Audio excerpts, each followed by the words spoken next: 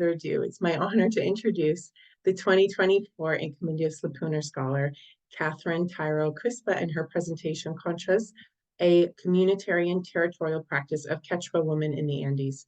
So Katherin is a PhD candidate in Latin American Studies at the University of Texas in Austin, specializing in Native American and Indigenous studies, as well as women and gender studies. She's a passionate Quechua activist and scholar hailing from Sicuani, Cusco in Southern Peru. She's also a founder of the Quechua Tinque organization dedicated to empowering girls and women in Quechuan communities. And her research explores the significance of earthen ovens in Peru and Bolivia, delving into the Quechua ontologies and their potential to shape sustainable development practices. So throughout her academic journey, Katherin remains deeply committed to Indigenous rights, gender equality, and traditional ecological knowledge. And beyond academia, she actively engages in social and environmental conscious projects within Indigenous territories in the Andes. So her advocacy has also earned her a place on the international platforms, such as the UN Expert Mechanism on the Rights of Indigenous Peoples, EMRIP, and the UN Indigenous Caucus within Incomindios in July 2023. So without further ado, Katherin, the floor is yours. Thank you so much, Alicia, for that great, awesome, oh my God, introduction. So, imainayan kashankichis, ñañaturaykuna, ñoja Katherin Tairo Quispe kani, ñoja Quechua warmikani, Perumanta, Josjomanta, Sicuanimanta kani, imainayan kashankichis.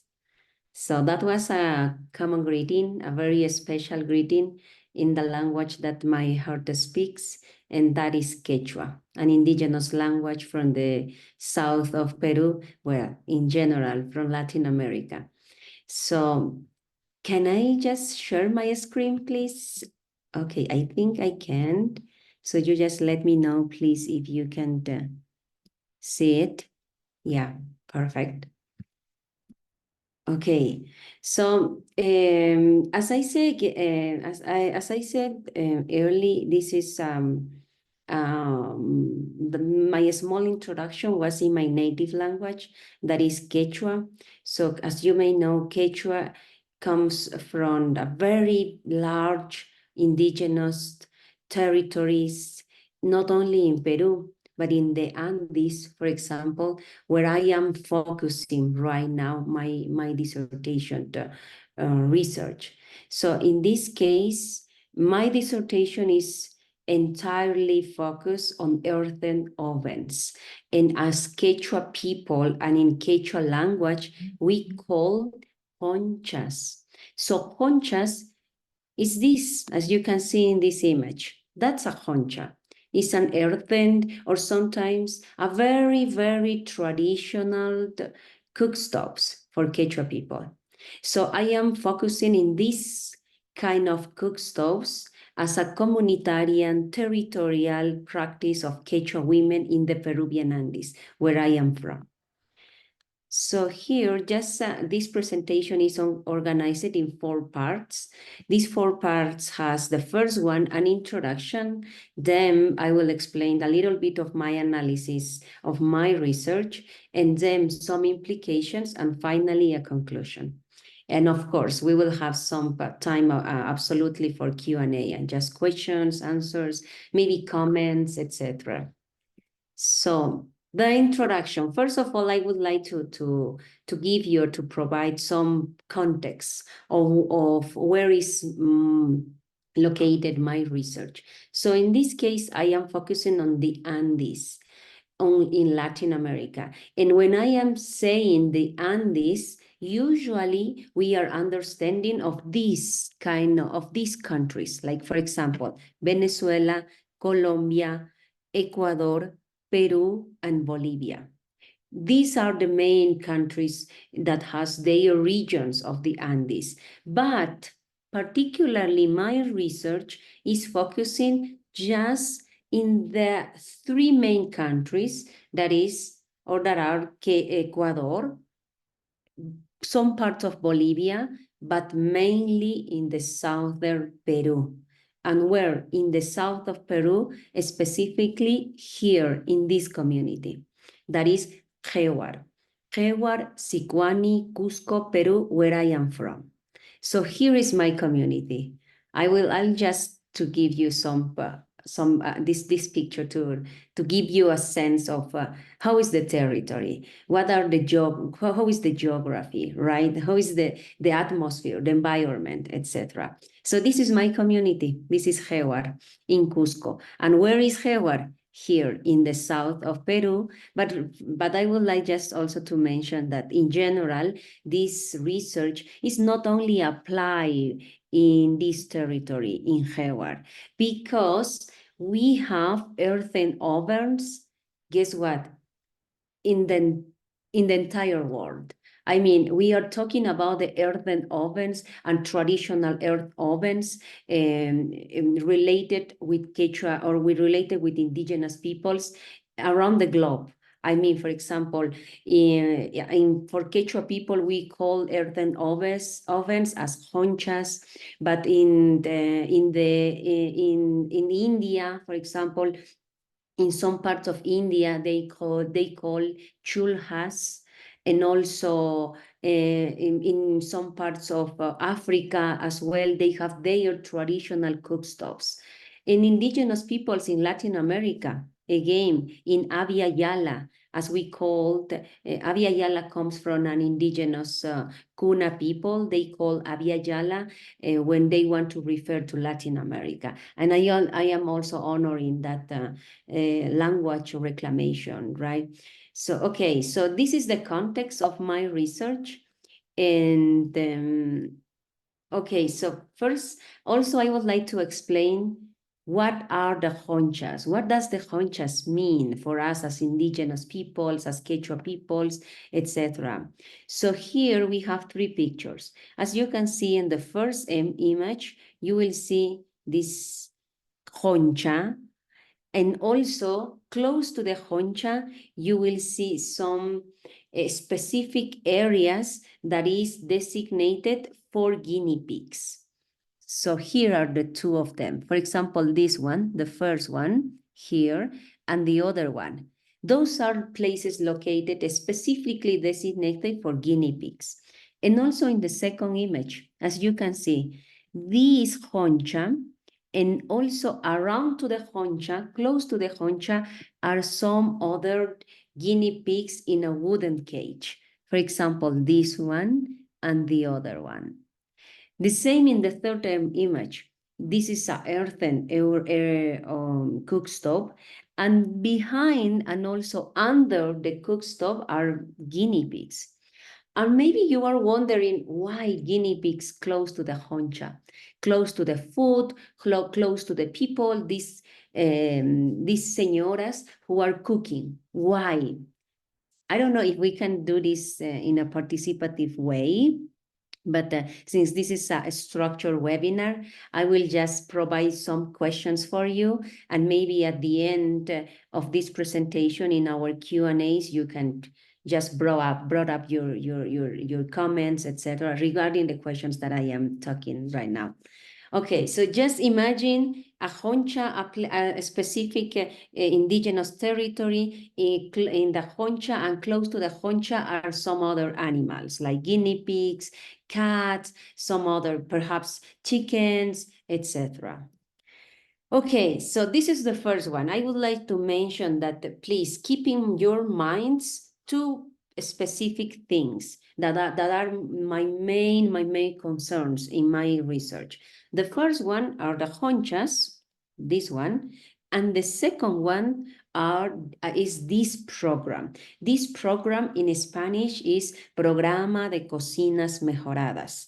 In English, and a very famous program around the international organizations, NGOs, nation states, etc. They are implementing this program that is Clean Cookstoves ICS program. So this is another one. So my research put in discussion those two main spheres. The first one, the honcha, and the second one, or as opposed to, right, these clean cookstoves. What has also how is the implications of these clean cookstoves for us as indigenous peoples, for us who have different or particular culinary practices in our territories. So, okay. As you can see, honchas is a very traditional way to cook, right? Usually these activities, and I don't want, of course, to replace and to reinforce patriarchal analysis, very patriarchal spheres, like, for example, when we are thinking of cooking or when we are thinking of kitchen, automatically we are referring to women. I don't want to replace the same argument. That's the main highlight that I would like to just keep in mind. And the other is, of course, we don't want to reinforce that argument, but in the reality in Quechua territories and in some indigenous territories in Latin America, in Navia Yala, unfortunately, these culinary practices, or the kitchen is always related with women, unfortunately. But my research wants to take that in a positive way. And how?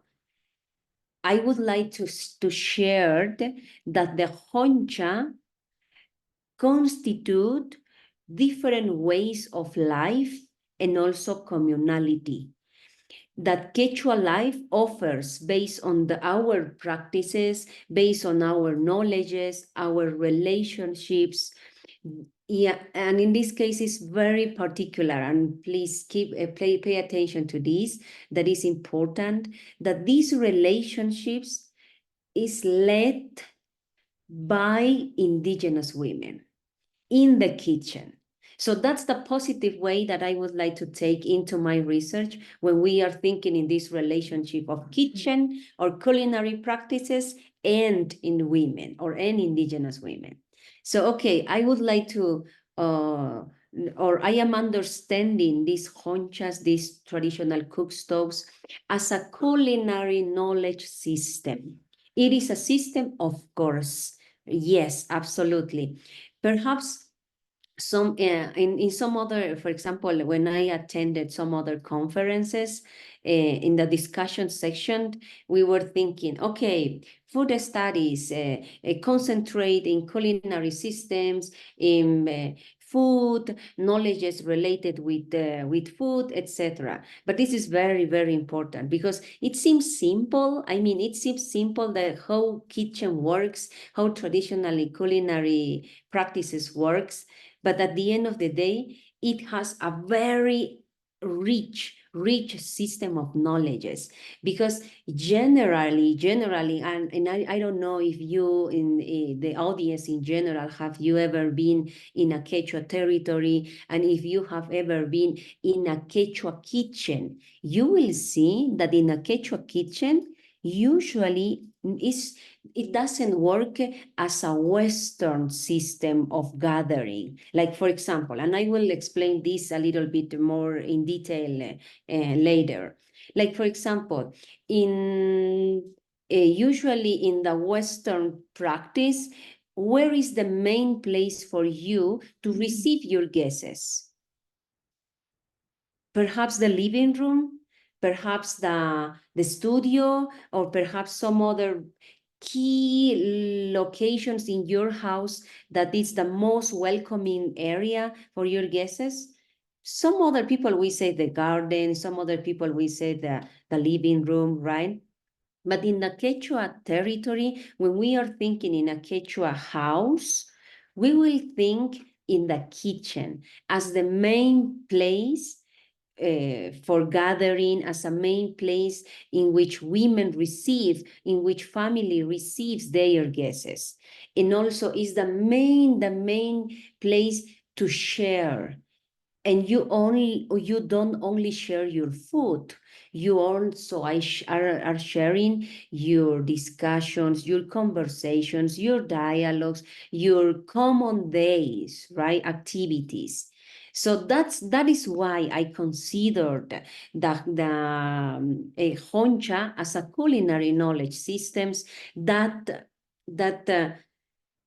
in which Quechua women propose, in which Quechua women also exercise their, and pay attention to this word, their waikoi. And this is an important principle or action for Quechua women. Waikoi. And what does it mean, waikoi? Waikoi is a Quechua term that means to cook. Very simple, to cook. But it doesn't seem very simple when you disaggregate or when you are thinking waikoi and what other actions comes from waikoi. In that case, I am proposing that the waikoi takes place around the Honcha fire, to propose what in Quechua embodies the three main principles. And this is my method, my conceptual framework that I am using in my research. For example, this Quechua triad of three principles are Uywanakui. So this is what I am understanding from Uywanakui is a multiple and biodiverse relationships. And what does it mean? Multiple and biodiverse relationships. Again, as you can see again in these images. This is not only a very unidirectional relationships that is happening in the Honcha. I mean, these women are not only cooking, right? Are not only cooking, putting some flavors, perhaps peeling the potato, using some other ingredients, etc. They are not only do that. They are using their conchas because also they want to heat the house. And how? As you may know, in the Andes and in general, in very cold weather in the mountains, usually women and children in general are very exposed to the highlands, are very exposed to the cold and extreme cold weather. And that is why some Quechua women are dying because of pulmonary diseases, because of flus, etc. So again, going back to the relationships. So this is not an unidirectional relationship that is happening between this woman with the concha. In this kitchen are happening multiple relationships. Like how? These women are cooking because they want to heat the house. They want a warm and dry space. And also they are caring and as well nurturing what? These guinea pigs. That is why, guys, these guinea pigs are close to the honcha, because there are no other place in the Quechua house that is the dry area, that is a warm area. So the only warm and dry area is the honcha. So these women are thinking also in caring and nurturing not only their children, they are also caring and nurturing their animals. In this case, guinea pigs. Okay, so this is another way to see a simple kitchen, right? In a multiple relationships, in a biodiverse relationships. Okay, so I mentioned a Quechua triad. So that Quechua triad is my conceptual framework. And how does it work, my Quechua triad? In this case, I am talking about in these three main principles. This is my Quechua triad. Uyuanakui, Ayllunakui, and the third one is Aininakui. What are those means? These three main principles are, of course, Quechua terms. And what does it mean? Uywanakui comes from care, comes from nurturing. That caring, that nurturing that Quechua women exercise, or that Quechua women put in practice when they are caring their animals, in this case, guinea pigs. Okay, so care and nurturing between one and another. They put in practice through the relationship between families, between the community, and also between the biodiversity. And how? Because that relationship is not only human relationships, right? Because in the kitchen, this kitchen is not only a place of gathering between the family members or between the community members, but it's more than that, because it's a relationship between the biodiversity, in this case, between the women, between the community members, and also between the food that the guinea pigs, that in this case provide some food, provide some necessary resources for cooking, ingredients for cooking, etc. And also some input for the functioning of concha itself. So that is uywanakui. Uywa comes from two words. In this case, as you can see here, uywa means care and nurture. And it is not no unidirectional way in which one care and also the other care themselves. No, it's not in a unidirectional way. This is and here you can see the other word, uywa plus nakui. So the two words are uywa nakui. And what does it mean? Uywa nakui is a multi-directional relationships in which everybody cares one another. Everybody, each of us, between of us. It's not a very singular way in which just I want to care myself, right? This is the common word, self-care. Uywanakui represents not a self-care, represents a caring and nurturing, but in which everybody cares one another. Okay, so the other, and this is the Uywanakui principle. This is the first principle in my Quechua triad. And also the second one is Ayllunakui. So Ayllunakui, I am understanding this as a communality in general, communality. So in relationship to something that allows to exist.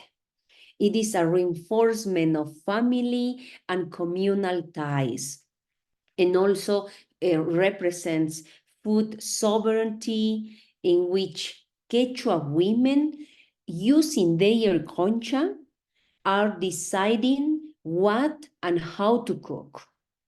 And also they are deciding how to make the food better or taste better, right? And here I would like to share a family anecdote.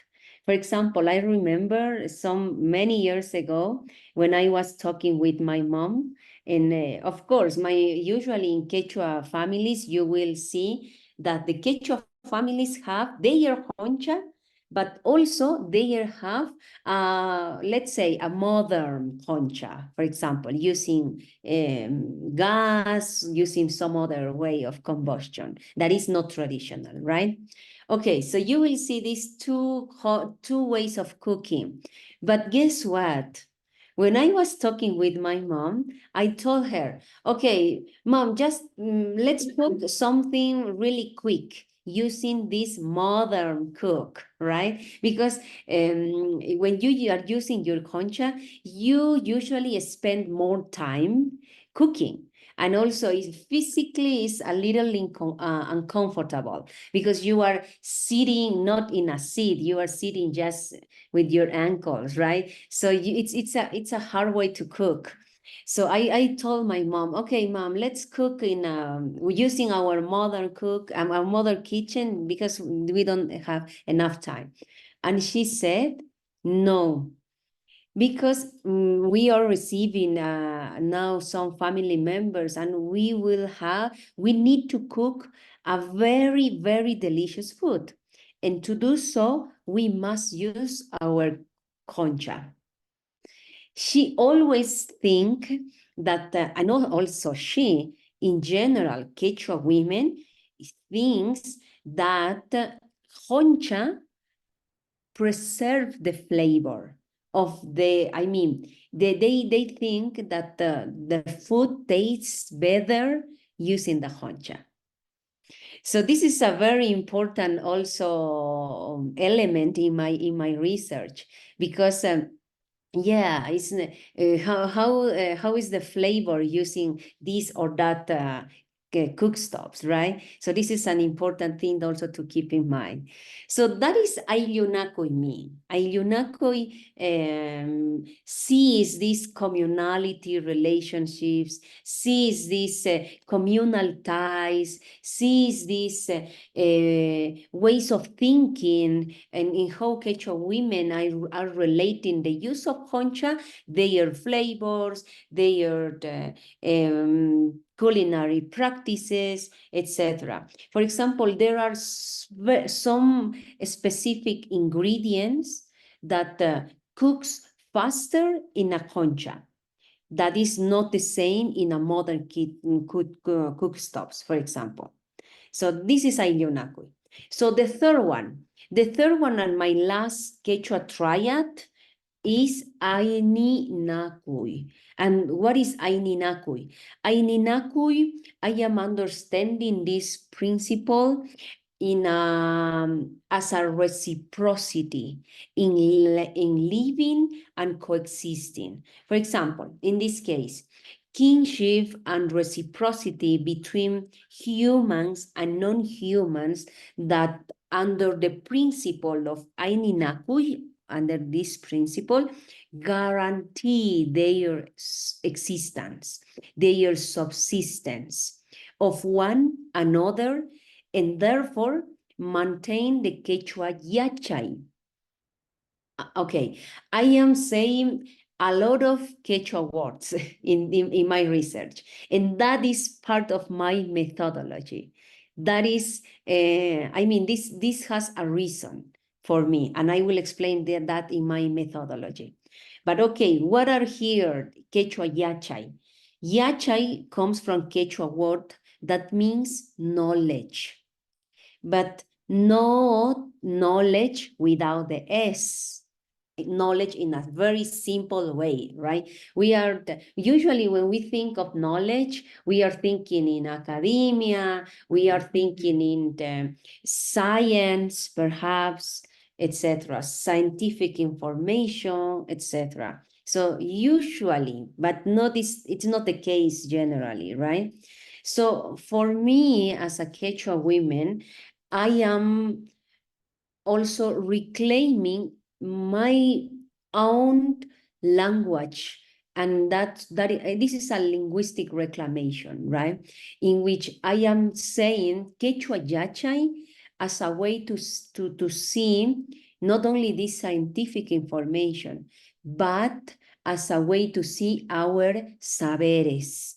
Saberes is in Spanish way to, it is not conocimiento, right? We are talking about saberes, and that is non-scientific, that comes from indigenous communities, that comes from people, their beliefs, their ways of thinking, their ways of see and understand the world, for example.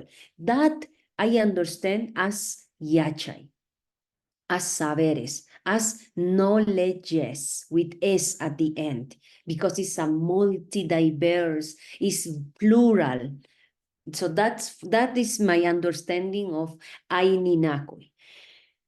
Okay, so my analysis now, and okay, yes, we have enough time. So in this case, we know what conchas means, we know how does it work, and okay, so this concha represents this kinship, these bonds, these relationships between humans and non-humans, correct? Between Quechua women who are using their conchas and animals who are close to the concha. That are those bonds. Okay, so the second one, this is the first item of my analysis, the concha and what it represents for Quechua people. So what that represents is bonds, relationships, and multi-diverse relationships, humans and non-humans. Okay, the second one. So the second item, the second part, key element in my analysis is summa causae. Perhaps some of you are familiar with this term, summa causae. Some others says in academia, allen causae, and it's very famous in Spanish, buen vivir. So buen vivir, and perhaps in English is something related with well-being. But I don't want to say that summa causae, I am focusing as a way that Honcha promotes well-being. No, that's not the case of my research. I am seeing summa causae in a critical way. That is why my research comes from critical indigenous studies, because I don't want to romanticize our ways of living as a Quechua people. I don't also want to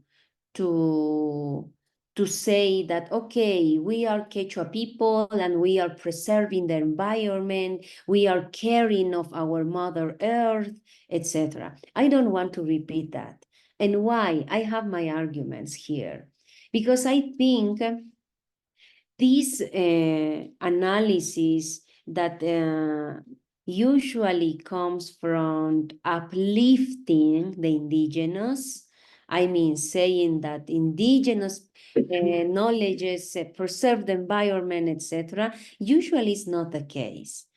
Because I am aware that using our conchas, of course, we are contaminating the environment. That's a fact, right? That's a common truth. But I would like to measure the proportion in my research. And we will see that a little bit later. So that is why this my second element in my analysis is summa causae. I mean, living well or well-being, but in a critical way. And I will explain a little bit later why. Okay, and so the third one and the last one in my analysis is rethink classical Eurocentric development. And why development? I am saying development now because this program, this Clean Cookstoves program, comes from discourses of development. I mean, for example, international organizations like some international organizations as GIZ, as we say in Spanish, and some other NGOs are promoting in the global south in general these cocinas mejoradas. For example, this one, as you can see in the right image, you can see women and indigenous women from Cajamarca, another region in Peru, and also this kitchen. This kitchen or these cook stoves is a modified one, as you can see. They are using some cement, they are using some ladrillos, etc. But and what's the main argument of the cocinas mejoradas?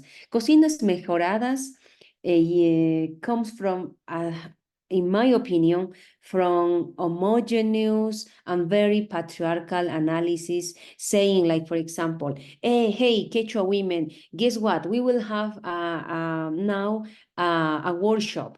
And this workshop is addressed specifically for Quechua women in how to change and also how to improve your way of cooking. Because when you are using your concha, you are contaminating, you are polluting, etc. So that's the argument that comes from this progress, right? From this progress sphere, this progress projects, etc.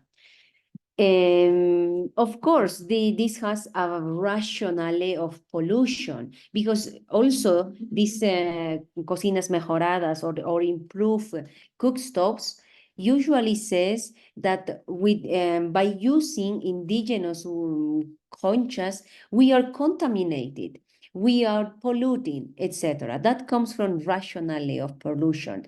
But we are not paying attention, or these projects are not paying attention in what happens and what are the implications when you are replacing, when you are changing the infrastructure of a concha, right? So usually we don't care, or projects are not keep in mind that implications. Okay, for example, I talk a little bit early. So these bonds, these human and not human relationships with guinea pigs, or even what's the purpose of using the honcha? What's the purpose of using the traditional cookstoves that are very simple of heating? Keeping warm and dry the area. So when usually NGOs are implementing these projects, are overlooking the other ones. Okay, so again here, I am understanding honcha, these traditional ways of cooking, as a gathering place. And how?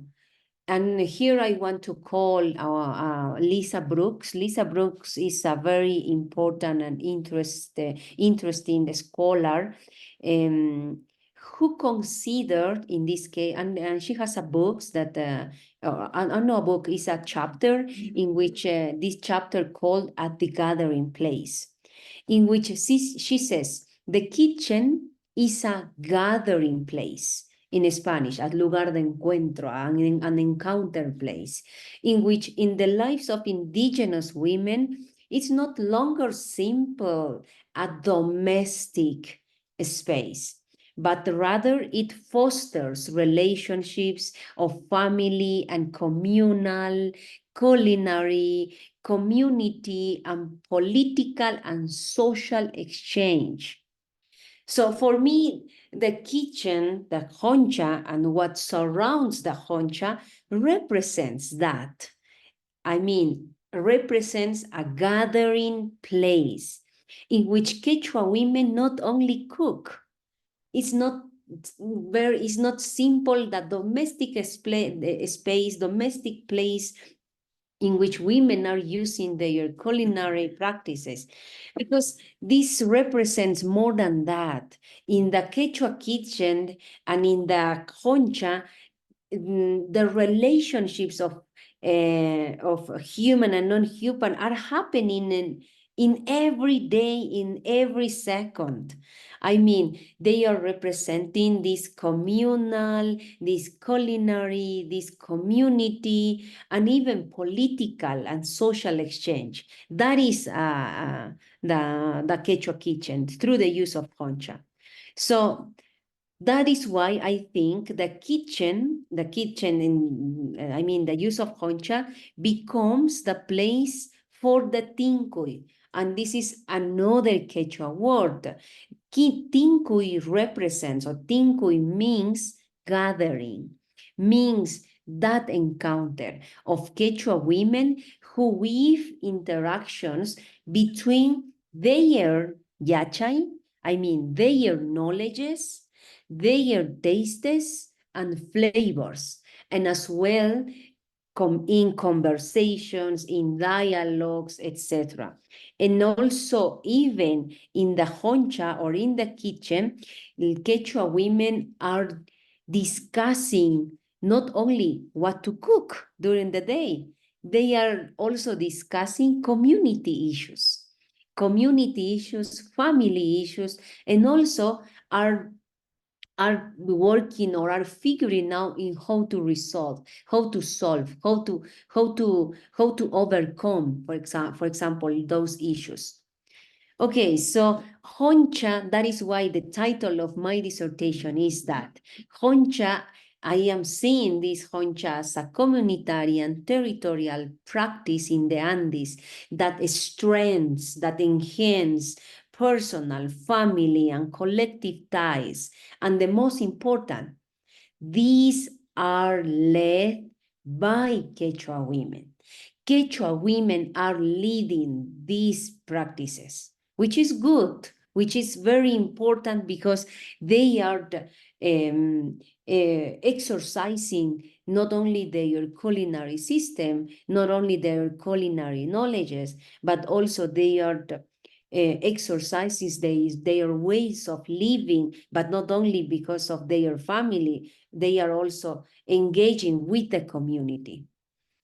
Okay, so here this is, and I will keep it faster, this part of my more conceptual and theoretical analysis that I am focusing on. For example, I am talking about kitchen table reflexivity, cuerpo territorio, body territory, and also conflicting rationalities from different scholars. Like in this case, for example, kitchen table reflexivity, how I am engaging with this scholarship. In this case, kitchen table reflexivity comes from Ellen Cole and Priscilla McCutcheon, and also who are saying, like, for example, or I am taking into account that in the honcha happen everyday activities, talks, and engage in informal spaces. And also this represents indigenous knowledges, indigenous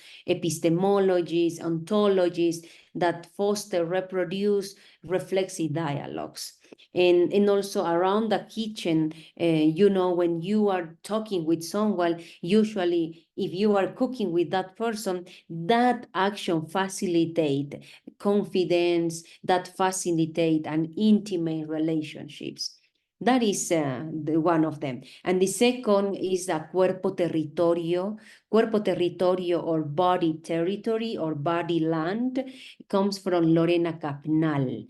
Lorena Capnal is an indigenous scholar, an indigenous woman who is studying right now the colonial perspective, and also who is studying connection of land and bodies. So in this case, I am understanding this as a connection of embodiment and emotions, as well as a connection of bodies. I mean, the person or the Quechua women who are exercising their culinary practices, and the land or the territory is represented by the kitchen. So this is a relationship, a very close relationship, intimate relationship between cuerpo and territorio, between their bodies and their territory in the kitchen. Okay, so and the last conceptual analysis that I am focusing on are rationalities, conflicting rationalities. In this case, Vanessa Watson is analyzing in a very interesting way in how, for example, the conflicting rationalities of let's say an example of using a honcha, using a traditional cook stoves are a source of pollution, right, of the environment. But in the other hand, we have the clean cook stoves that are less polluted, less contaminated, but at the same time are erasing some indigenous knowledges, some culinary practices. So these represent conflicting rationalities. So I am understanding this as some Western and non-Western rationality, for example. Okay, so again, here, there are some dominant rationalities when we are talking about the clean cookstoves in specific. Like, for example, we have here a dominant rationality of the clean cookstoves that suggest to formalize the informal. And in this case, I would like to read this quote. For example, here it says, poor people should be provided by the state with formal housing structures. This has been interpreted to mean that informal structures do not constitute acceptable housing and have to be replaced. I think this quote is very important in my research. Why? Because it shows those dominant rationalities, those conflicting rationalities that suggest indigenous kitchen as an informal, even a no or unacceptable housing. That is the one dominant rationality, right? That is why some international efforts, etc., are tending to say indigenous women, you don't have to cook in the way you are cooking because you are polluting. That's the argument of Clean Cookstoves program, for example. So this is a very dominant rationality that comes from a very universal, rational, and homogeneous understanding that attempt to eliminate the concha. So that reveals this clash of rationalities for me. Okay, for example, these clean cookstoves, the main goal of this public policy is eliminate all fumes from the household.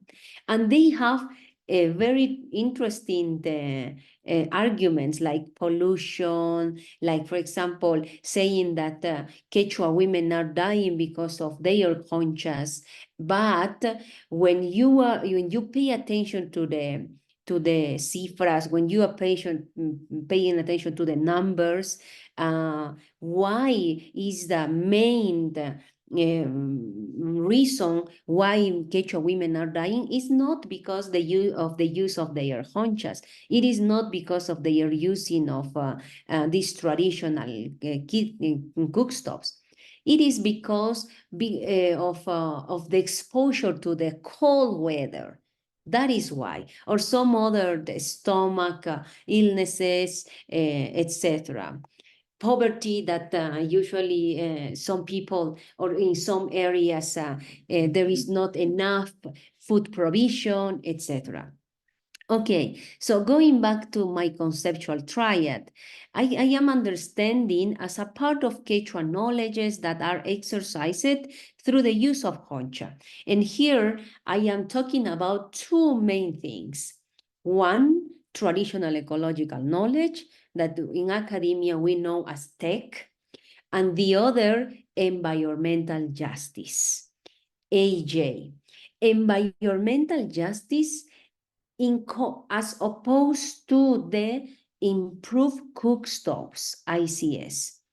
So here, Yachay, Quechua knowledges, for me, I understanding this in a umbilical and very close relationship with the Pachamama. And what does it mean, Pachamama?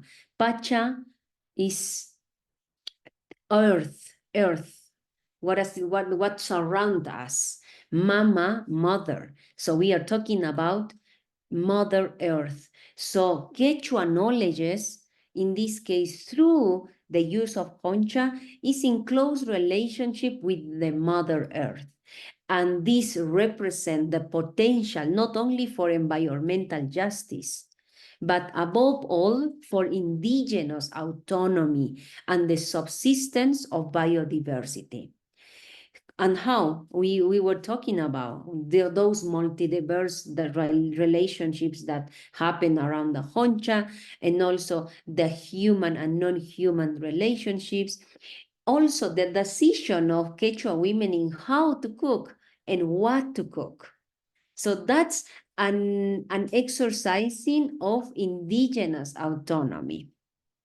So according to the latest report in 2023 from the Intergovernmental Panel on Climate Change, the UN says climate justice is crucial because those who have contributed the less to climate change are disproportionately affected.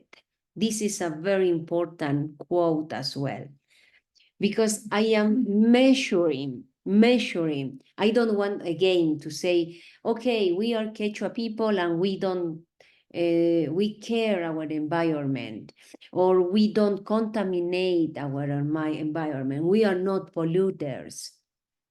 That's a very easy way to say, or to just to uplift the indigenous, right? Or to uplift the indigenous knowledges regarding the caring of the environment, regarding caring the Mother Earth, etc. I don't want to say that in my research. Again, as I say, I am seeing in a very critical way the discourse of well-being, the discourse of summa causae, of alien causae, etc. Because I want to measure, I want to, I'm sorry, I want to show how is the proportion of that pollution. Again, climate justice is crucial because those who have contributed the less to the climate change are disproportionately affected. And how, for example, how is contaminating the extractivist activities in this case? Another anecdote. When when in the US, for example, right, in the US, I receive my email, my mail, and I usually get a bunch of paper from different publicity, from different companies, internet, products, food, etc. I was very, very shocked and surprised when I got a huge tons of papers with those publicity. So I said, in this case, are we as indigenous women using our honcha? And usually Quechua women are not using 3 times a day. I mean, for our breakfast, lunch, and dinner. No. Sometimes because of the poverty, usually people don't have usually we don't have enough ingredients. We usually enough food provision, right? So that is why sometimes honchas are using just once a day, twice a day, no more. And I am saying in this case, having this into consideration, and this is a very important question. Who is the subject of care of the improved cookstoves program, of the clean cookstoves? Who is the subject of care? And who pays disproportionately the cost of environmental deterioration? That's a very important question to highlight. Okay, so these are some other implications that we already that I already talk a little bit. So just to conclude and to open a space for Q&A or just comments, or to say some other information that perhaps I missed, etc. I would like to mention my methodology for in my research. In this case, I am talking about Tincuy as my main methodology. And what does it mean, Tincuy? As you remember, I say earlier, Tincuy is an action of gathering. That's my methodological framework. And how, you maybe are wondering, and how your methodology is being implemented in your research. So in this case, I understand the methodology, my Tincuy methodology as a everyday spontaneous encounter, gathering, an engaged indigenous research approach. And how, in this case, for example, here right now, I am in Cusco, Peru, in the Southern Peru, because this is my fourth year in my PhD program. And fortunately, my program give us, our fourth year, give us the opportunity to spend the entire year in our places, or in the places in which we are conducting research. So in this case, I am conducting research in my community. So that's why I am here physically, I mean.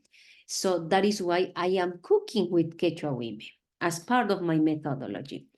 Also, as a member of a Quechua community, I am being part of the distribution of family and community roles, as well as the social, political, and community life that emerge from the kitchen as a gathering place. And also, I am, for example, when I have to interview someone in the community, or when I have to interview some person who I need to talk to, I usually don't have a strict planning of interaction. I mean, if I have to talk with someone, this has to be very spontaneous, without saying a specific time, a specific hour, and a specific contribution. As we usually, for example, in academia, right? I remember when I was talking with my advisor about my methodology, he told me, okay, some other researchers, they apply for scholarships. To do what? Just to get some funding to pay their participants, or their what we call, like, there is a very interesting name that has those people who participate in the informants in your research. Like, for example, your, in quotes, informants. I really have my issues, my concerns using the word informants, because they are not my informants. I am part of the community. They are part of my research. So that is why I think this research is an engaged indigenous research approach, because this doesn't have a planning, this doesn't have a specific delimitation of times, schedule, and spaces, meeting of places, etc., or even economic contribution. No, because in our understanding of collaboration, the economic part is very delicate, is very complicated. So that is why I don't have those part as those action as part of my methodology. And finally, my methodology, as part of my methodology, I am exercising my own Quechua identity.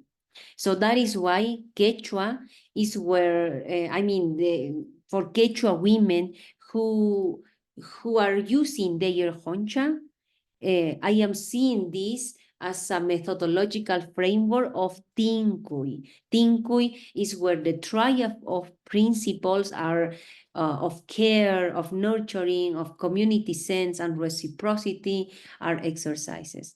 So my conclusion here, I just would like to bring up that for international planning, for example, shaped by mainstream rationalities, have the challenge to co-produce knowledges, rather than a very linear, unidirectional, or universal definition. I open up a question regarding how the concha fosters a critical thinking about development in this case.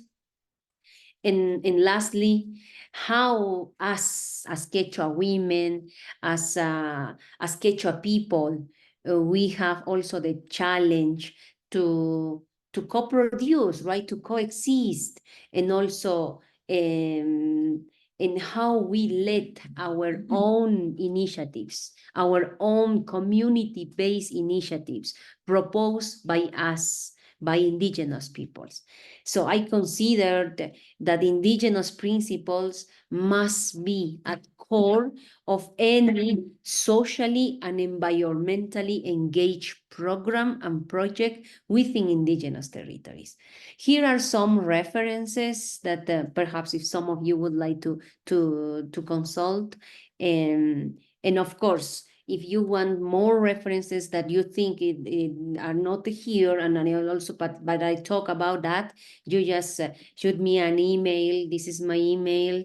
And also, if you want to access some a publication regarding this presentation, you can access through this link. And also, I think Alicia, we mentioned that we will share some other information regarding this presentation, regarding this research. Well, Añay, thank you so much. Muchísimas gracias. If you have some other questions or comments, some concerns, please, I'm here. I would like, I will be more than welcome. I'm more than happy to expand a little bit on some information that you would like. Thank you.